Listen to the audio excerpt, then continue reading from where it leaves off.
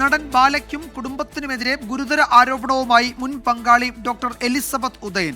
തനിക്കും കുടുംബത്തിനുമെതിരെ അപകീർത്തികരമായ പരാമർശങ്ങൾ നടത്തുന്നുവെന്നും ആശുപത്രി കിടക്കയിൽ നിന്നുള്ള വീഡിയോയിൽ ഡോക്ടർ എലിസബത്ത് ഉദയൻ പറയുന്നു. എന്തെങ്കിലും സംഭവിക്കുകയാണെങ്കിൽ, മരിക്കുകയാണെങ്കിൽ അതിന് പൂർണ്ണ ഉത്തരവാദിത്വം ആ പുള്ളി തന്നെയാണ്. താൻ മരിച്ചാൽ അതിന് ഉത്തരവാദികൾ മുൻ ഭർത്താവും അയാളുടെ കുടുംബവുമായിരിക്കും.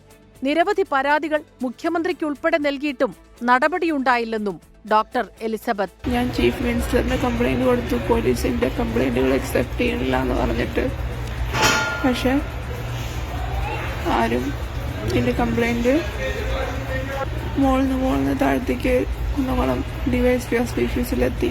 വിവാഹം തന്നെ നടന്നിട്ടില്ലെന്നാണ് ഇപ്പോൾ പറയുന്നത്. അങ്ങനെയെങ്കിൽ പൊതുയിടങ്ങളിൽ ഭാര്യയെന്ന് പരിചയപ്പെടുത്തിയത് എന്തിന്? കോടികളുടെ സ്വത്തുണ്ടെന്ന് പറയുന്നയാൾ പണമില്ലെന്ന് പരാതിപ്പെടുന്നു. ആ കല്യാണം, ആ ഫംഗ്ഷൻ, ഇത്രക്കാരനെ ഇൻവിറ്റേഷൻ കാർഡ് വിളിച്ച് ഭാര്യ എന്ന് വിളിച്ചു കൊണ്ട് നടന്നത്. അപ്പോൾ തെറ്റാണെങ്കിൽ നിങ്ങളെല്ലാവരും പറ്റിക്കല്ലേ? സ്ത്രീകൾ പരാതി നൽകിയാൽ നീതി കിട്ടുമെന്ന് കേട്ടിട്ടുണ്ട്. മുഖ്യമന്ത്രിക്ക് ഉൾപ്പെടെ പരാതി നൽകിയിട്ടും എനിക്ക് നീതി കിട്ടുന്നില്ല.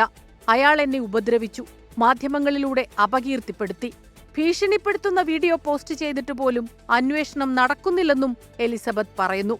എനിക്ക് മതിയായി, കേസ് കൊടുത്തത് അബദ്ധമായെന്ന് ഇപ്പോൾ തോന്നുന്നു.